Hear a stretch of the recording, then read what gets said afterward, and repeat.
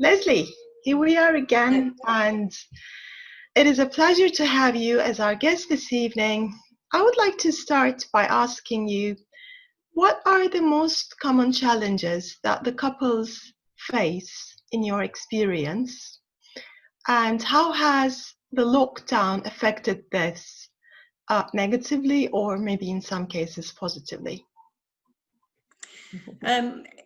The couples that I work with, I think the most common challenges that they come up against are usually to do with communication issues, that they just don't listen to each other. They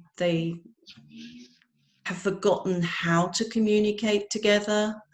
So a lot of the work that I do is around helping them through different exercises that I do, to helping them to learn to listen in a different way.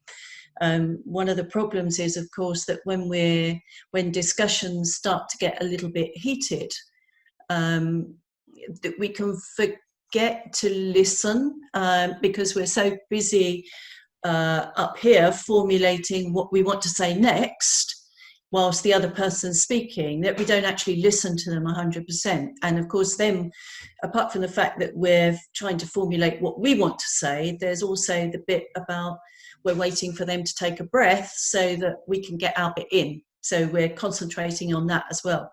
So I help couples to learn to listen. I think other challenges are that they don't prioritize their relationship. As time goes on, you tend to let it slip a little bit, and then maybe one party feels that they're not being noticed, they're not being taken any notice of. So that can cause a lot of problems.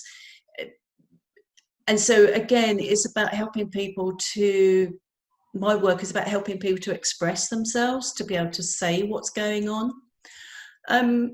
Obvious things like lack of intimacy is a big one that couples come to me with, that they've just forgotten how to be together. Touch is very important in providing connection between us, between ourselves and our partner. And even I'm not necessarily talking about sex.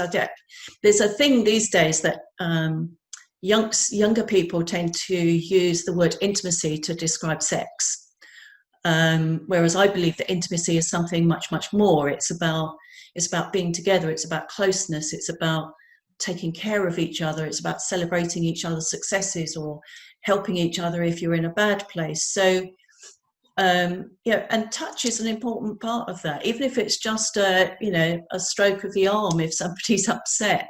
But couples forget to do that, and then they get to a point where they can't reinstate it. They're both scared to reinstate it.